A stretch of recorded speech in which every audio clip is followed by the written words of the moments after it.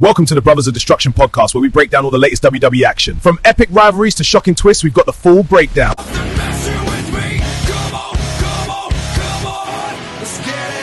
Yes, people, what's going on? This is your boy Prime Time. This is my brother Flace, and welcome as always to the Brothers of Destruction podcast. How you doing today, bro? Yeah, I'm good. Can't complain. What about yourself? Nah, I'm all good, man. I'm all good. We're going to discuss Raw that happened this past Monday, but we're also going to look ahead to Clash in Italy, the first WWE PLE event in Italy, which is madness. You look at it. So we do have a poll up on our YouTube channel. Our poll is, what should be the main event for Clash in Italy? The options are Cody. Do you think it should be Cody versus Gunther? Do you think it should be Reigns versus Jacob Fatu? And if you want to comment as well on it, guys, if you want to comment as well, if you think it should be another match as main event, which could be Brock and Oba Femi too, that could be main event for it. But, bro, let's discuss that. What do we think should be the main event?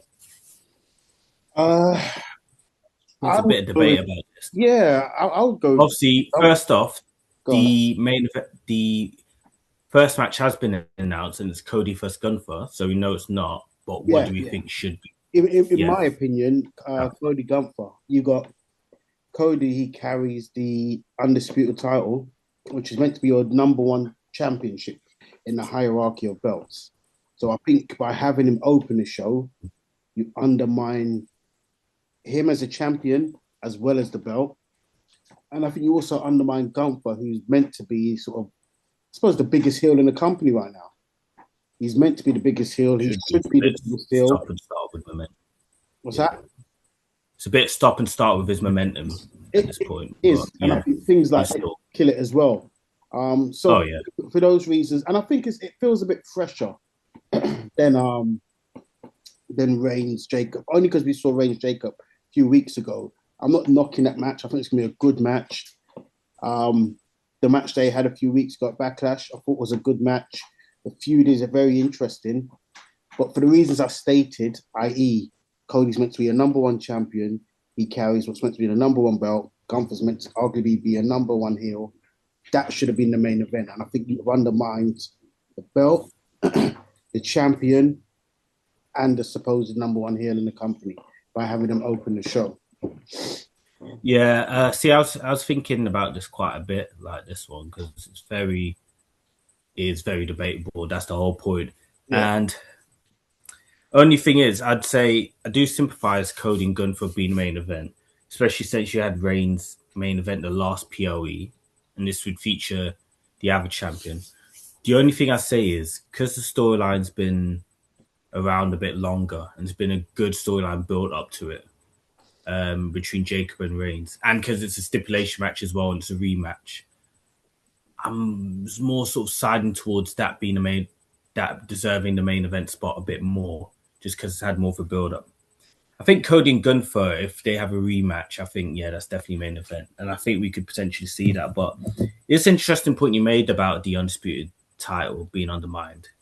This is a good point. An undisputed title is meant to be sort of the main title, but if you want them both sort of to be on par, let's think about for a while as well, when the title was created, it still, as important as it still felt like secondary to the undisputed title for a good while. Yeah. I think maybe up till even CM Punk won it.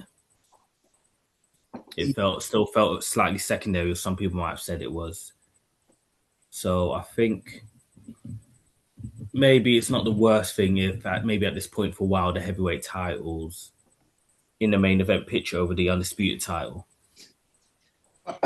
Since Reigns won it, I don't think it does feel secondary. It almost feels like it is the number one belt. No, but that's what I mean, because it was secondary to the undisputed title for so long now. Maybe it's sort of that time now where it is maybe viewed slightly above it, maybe by a lot of people. I think you still need them on par with each other, but one's always going to be, there's never going to be like fully equal as each other, like literally hit neck and neck. One's always going to be viewed as more above the important. other. Yeah. For a certain period. I agree with that. But maybe it's the heavyweight title's turn. Maybe it is, but Cody's also meant to be their QB1. When you're opening the show, that doesn't feel very much like a QB1 move. And it could also depend if a title changes hands as well. Yeah, you see, that we don't know. That's the thing, yeah. Next episode, we can maybe touch on this again and say, okay, maybe that's why they opened the show. Yeah. Or maybe that's why they invented. I'll be shocked then if it's the opening match of Gunther, or maybe there's some predictability as well. Maybe Gunther does still maybe they're throwing us something. Or maybe, I can't see it, but maybe it's a possibility both change hands, for we know. Yeah. Again, I doubt it. I think one will change hands. I really do. I think one will change hands. Well, before we say which one that is, we'll go into the predictions at the end of this episode, guys. So hang on in there till the end. Well, we'll go into it then, Yeah, hang on in there till the end, guys, and you'll see what he thinks the title's going to change hands. And so guys, on that note, check out our poll on YouTube for that. Give your own opinion on it. Pick between the two matches we've got up on there, or you can comment as well what you think should be the main event, if you think it should be another match. But I'm looking forward to Clash in Italy. But before that, we've got Raw to review. So we're going to go right into it. And as we spoke about it, Reigns and Jacob Fatu, another segment where I think we expected chaos again, didn't we? Like, we expected another fight, another brawl, it getting intense. It was intense, but it was actually contained. It was tamed, yeah. It was shook hands. It was, what's the word? Maybe diplomatic in a sense. It was, they actually showed more respect to each other, which I'm kind of a bit surprised they took that turn just before the POE. Well, Reigns said that by signing the contract, Jacob took a blood oath, so he wasn't going to touch him. So that was fair enough. But to be fair, Reigns hadn't signed the contract by then, I don't believe, off the top of my head. So he could have gone after Jacob. But look, it was amicable. I liked it. Is the word. Both their sides came through. You understood what Reigns was saying. You understood what Jacob was saying. It wasn't just a brawl. And the brawls are wicked, don't get me wrong. But you want some depth to them as well. Yeah, you want some depth to the story. And I think what was said gave it that bit more depth to what is already a good feud anyway. I thought it was a good way to leave it before Clash in Italy. Yeah, it's changed up. Yeah, because if you had another brawl, does it do much else for it as well? You know what I mean? And you saw a bit of intensity. It doesn't add much depth to the story. And from a physical point of view, it's like, well, we've seen them beat the crap out of each other week after week. So this just leaves you wanting it that bit more. Yeah, just a little bit of a gap in between the brawls as well. Yeah. And, you still saw a bit of intensity there. Jacob Fatu flinging the chair over and Reigns just storming right out. Reigns telling Adam Pearce to leave the ring and security to go. So, you know what? I'm interested to see where it goes. Yeah, I said the intensity was there. It still had a bit of an edge. It kind of makes it a little bit more unpredictable who comes out on top at Clash in Italy. But I did like how they sort of, went this direction in this feud here. But Jacob Fatu and Reigns set for Clash in Italy. That's all set now. We're going to highlight a legend as well. So Hall of Famer. Obviously, that's two Hall of Famers. They face each other at Clash in Italy. But one we already got right now is Rey Mysterio. And he was back in the ring. And I want to touch up on this with Rey Mysterio because, what's he, 51 years old and he's still going like he was like 20 years ago, even 30 years ago to an extent. Like the way he's moving around, his longevity is insane, bro. That's mad. Like, I remember growing up watching him, and he's just in like the cruiserweight division. He's still young, fresh as anything. It's about 23 years ago or something, and he's still going now. Like, but it's the way he's moving around still, and that's what I was just about to say. It's not just the fact he's got the longevity; it's the fact that he still looks like he's got quite a bit left in the tank. Yeah, he's not really slowed down. Yeah, he's picked up a few injuries in the last couple of years. I was going to touch on that. Maybe that's what might sway him to maybe take retirement in the next year or two. But But when you watch him go, he could still go fairly comfortably for another 2-3 years. And also, he keeps up with some of the younger lads, in there. You know what I mean? So he is. What I'd say is that father time does tend to catch up on you quite quick. So I know I'm saying 2-3 years, but it could be in 9 months' time, a year's time down the line. That's what I was going to ask you. How long does he last for? Yeah. I think he will go within the next, or retire within the next 15 months. 15 months, let's say that's a bit too precise. Let's say by the end of next year. End of next year. Yeah, I don't think he can be wrestling come 2028. I think by the end of 2027, at the very latest, he's going to knock it in. Because I suppose he'll also want to go out on a high and wrestling the way he is, rather than decline drastically and then going out. Well, I was going to say, because AJ Styles kind of like similar as well, that high risk, high flying style as well, where I think if you can't do any of that anymore, it's kind of like, well, that's your character. That's your character. That's your game. Yeah, you built your career. Yeah. If you can't do any of that anymore, then it's, it's one thing I was going to touch on, and this is why it came to my head is partly as well, is he came out, he had the match with Rusev, picked up the win. Again, looked great out there. He was in sort of his old attire. So if you remember from years ago, obviously recently if you've seen him, he's worn the sort of tank top or singlet, obviously with the pants it's like a long tight singlet he's worn. Like a lot of times I've seen him. But this time he wore like the old school, like, the pants, and, he wrestled topless as well. Like he was sort of like a throwback there. So I don't know if that's how he's going to wrestle last few months of his run. Maybe there's a reason he's gone back to that look. Yeah, maybe. Do you know what? That question you said about how long has he got? I've read somewhere that his contract is up end of this year. Now, the way TKO's going on, he's not going to get a rise. Let's be honest. I'm not even sure they're going to want him to sign on what he's on now. It'll be for less. He might say, if that is the case, I'm speculating here, he might say, sod this. I'm not wrestling for less. I'm going to knock it on the head. So, yeah, he could be done by the end of this year. Could be, yeah. I mean, it would be, it's early speculation, but it would be a shame if they don't keep him on or give him the same amount of money. Even if you give him like a 1-year rolling contract. But, yeah, he could be done by the end of this year, really. To be fair, by the end of I'll stick to my original prediction, which is by the end of 2027 at the very latest. Yeah.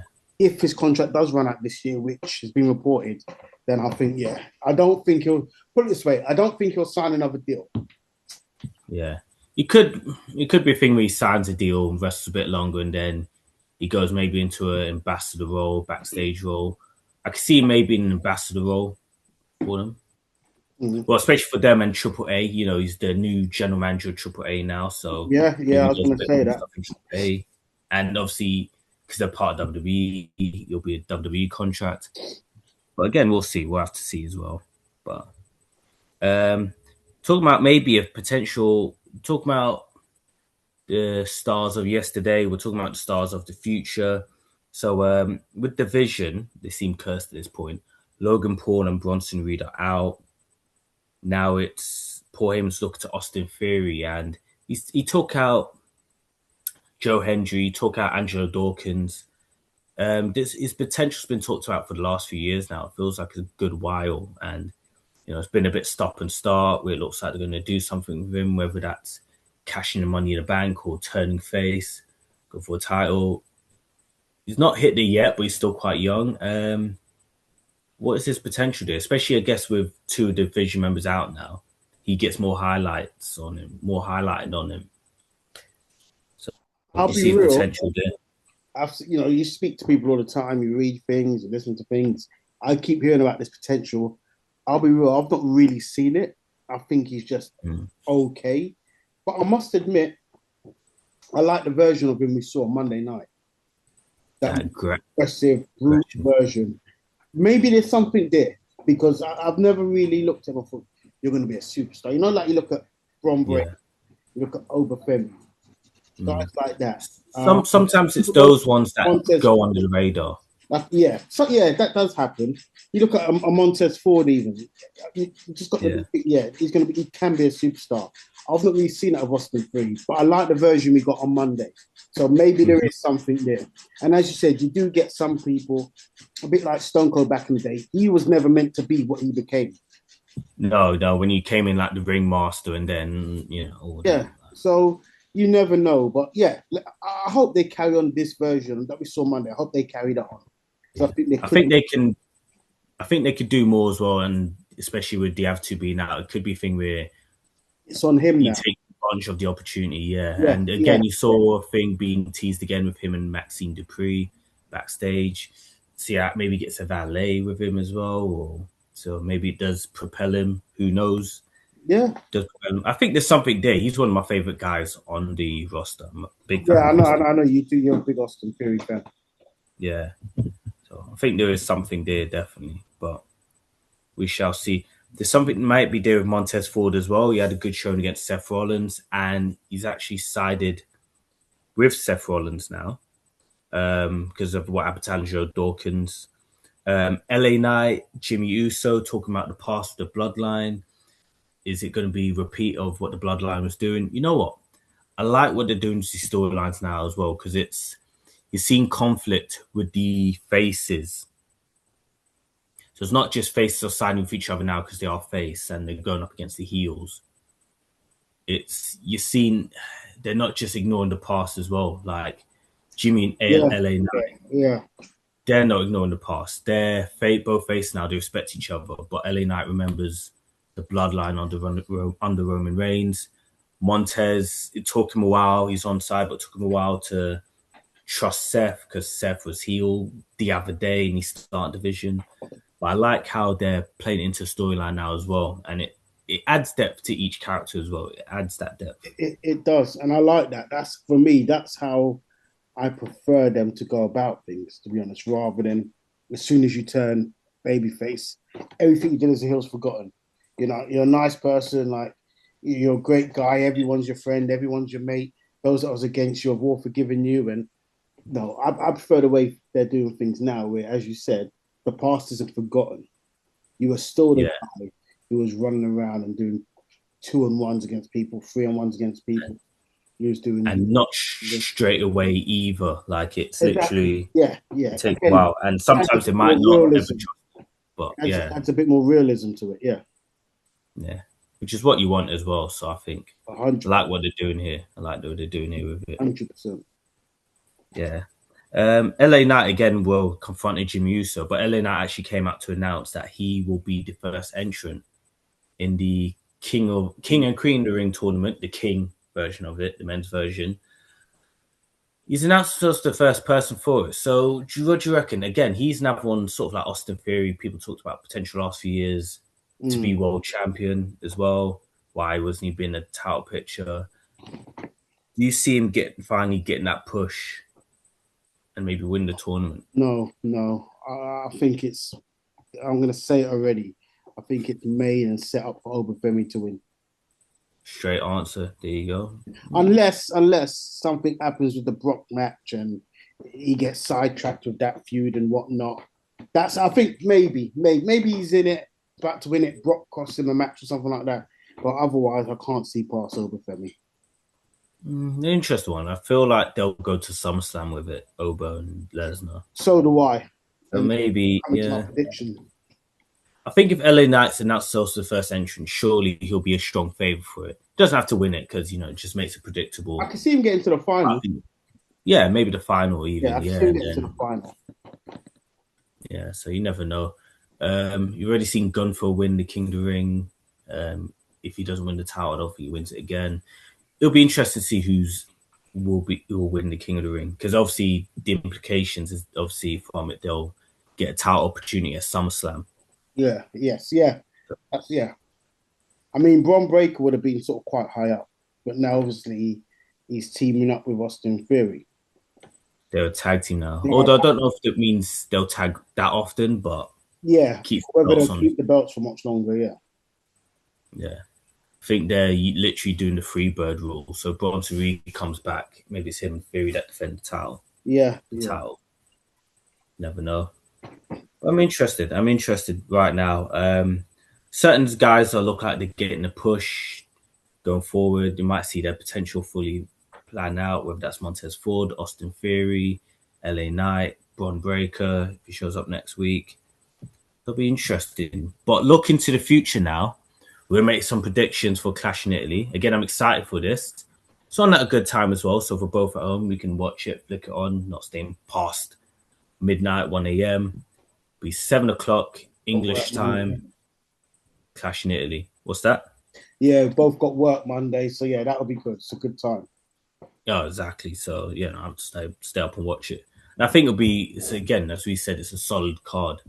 But in terms of who wins now, let's go for the opening match, which is weird. The opening match for Clash in Italy, Cody and Gunther. Who do we think was winning that? I think Cody retains. Cody retains against Gunther? Okay. Cody retains, yeah. I think he holds the belt for another couple months.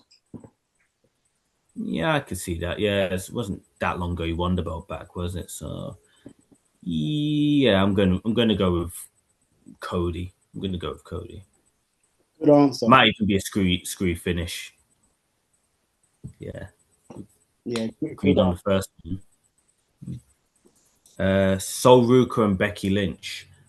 I'll pick first. I think Becky wins, and I've heard a few things about Sol Ruka having a few injuries from Saturday night's main event. Hopefully nothing serious. Okay. Yeah, no, I was going to say Becky as well. I think she shithouses a win, to be honest. I was Sol Ruka beforehand, but when I heard maybe potential injuries there, I thought, yeah, Becky maybe beats her. Yeah. And this one, I know you're going to look forward to this one. Oba Femi and Brock Lesnar. Looking forward to this one. But as much as I want Oba to win, I think Brock takes this one. I think this feud goes to SummerSlam where Oba does end up retiring Brock in Minnesota. But I think Brock takes this one. And that makes sense. Lesnar retiring in Minnesota, as we expected, for trilogy match. And for that reason as well, I'm going Brock as well. Make it 1-1. People are chasing up the rubber match, the trilogy ender, the end of the trilogy. Brock Lesnar's hometown. And Jade Cargill and Rhea Ripley. I'm going to say Rhea Ripley retains. I'm saying Jade beats her. I think it's Jade's time to win it back. Okay, yeah, Jade's time to win it back, and she'll have another good run with it as well. Okay. So, would you think this will be a title challenge then? Roman Reigns, Jacob Fatu, Tribal Combat. Quickly. And new World Heavyweight Champion Jacob Fatu. I'm going Roman Reigns. All right, guys. And on that note. We've got Clash in Italy coming up this Sunday. We'll see you for our next episode. Remember, guys, to check us out on YouTube, like and subscribe. Also, to check out our poll as well, who you think should be in the main event. Obviously, comment if you think should be any of the other two matches there. Check us out on Spotify. Yeah. Check us out on Instagram. Keep showing your support, guys. We appreciate it. And we'll see you after Clash in Italy. Enjoy the show. Take care, everyone.